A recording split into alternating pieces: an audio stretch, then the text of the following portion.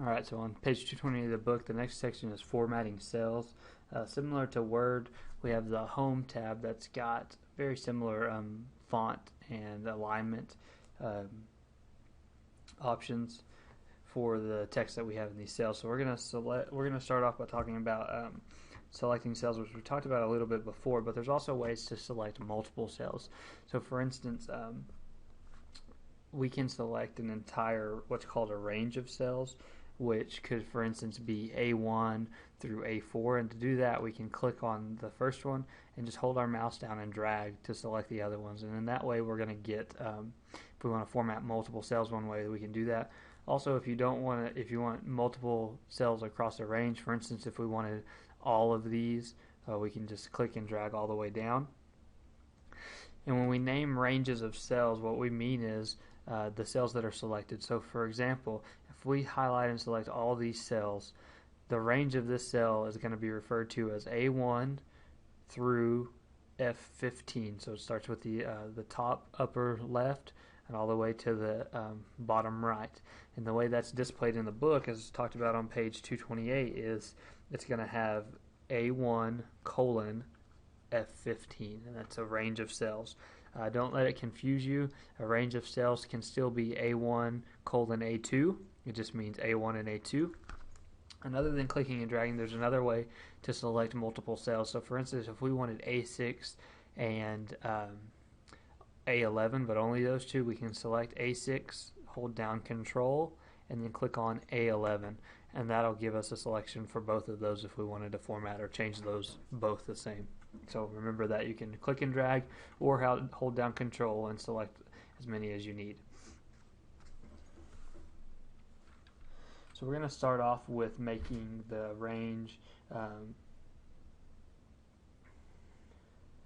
A1 through A15, kind of like we talked about before, A1 all the way over to F15.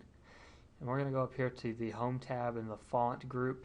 We're going to change the font just like we would in Word to Century Gothic, like that. Now to deselect this range, we are just going to click outside of the selection or click any cell within and make it an active cell as well. Next we want to select A1, A2, and we're going to make those bold by going to the group and pushing the bold button.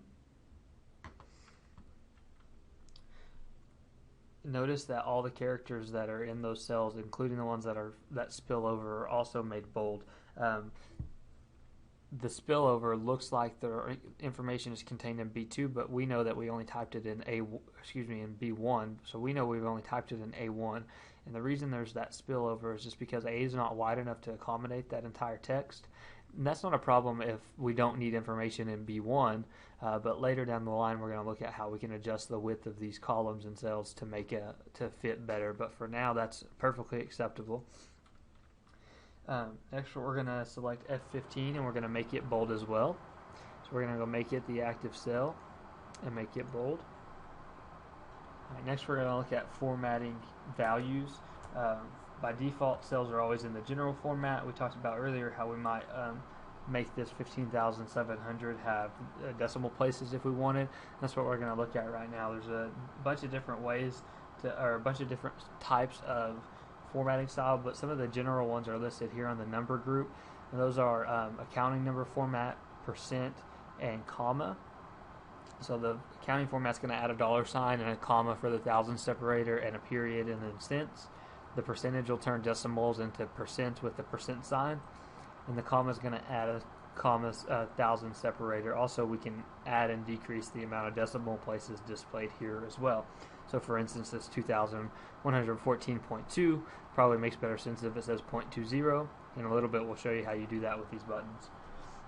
Right now, we're going to select E4 through F15. This is page 229, step 6. And we want to make all of these a comma style. So to do that, we've got them the range selected. We're going to just click on a comma style. Notice that it's going to automatically add that comma and the decimal places to 2 spaces.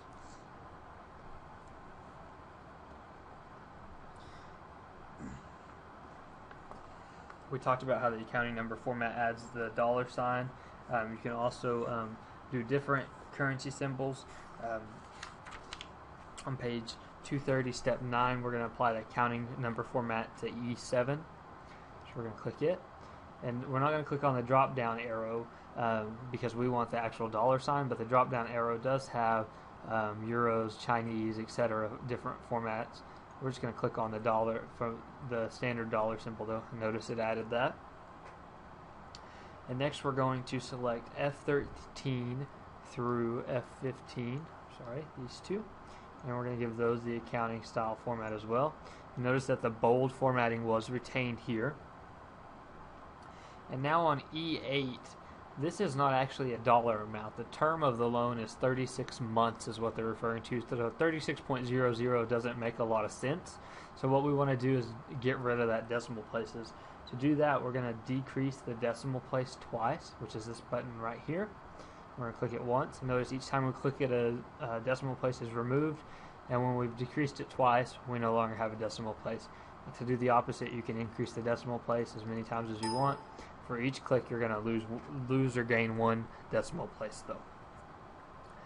So now we're going to look at adding borders to the cell. And borders, basically, you can use to underscore column headings, totals, or to just emphasize cells altogether. If you have a value that sticks out, you can put borders around it. For now, we're going to select F13. And we want to add a bottom border. Excuse me. We want to add a top and bottom border. So to do that, the border button is right here under font group. If we click this button, it's just going to add a bottom border, but we actually want a top and bottom border. So we're going to click on the drop down list and we want top and bottom border, and we're going to select that. And next on F15, we want a bottom double border. So we're going to select it. And again, this isn't the border we want to apply, so we're going to click the drop down. And we're going to do bottom double border right there. And now when we click off of it, we'll see the double border has been added there, just like the top and bottom were added here. So now we want to look at merging cells, and to merge cells, similar to how we did it with tables in Word, we have the merge and center button here in the alignment group on the home tab. So what that's going to do is make cells combined as well as center the values that are in the cells over that new wider cell. So we want to select the range of A1 through F1.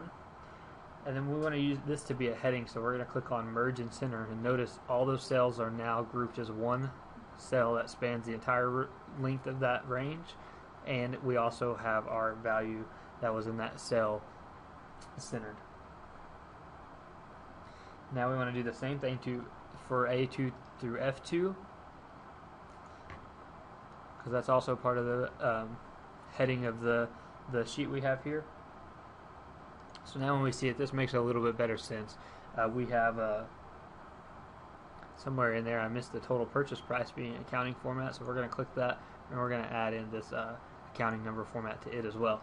So generally on accounting documents, the top value will have a dollar amount for each column, and then the subsequent ones won't unless it's a type of total like we have here.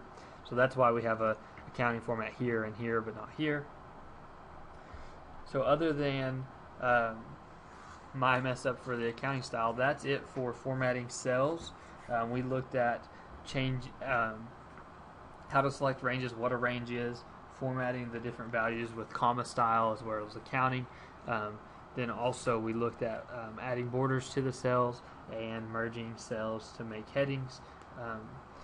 The next video, I'm going to go ahead and save this so we don't lose it. The next video is going to go over adjusting column widths and row heights and changing alignment.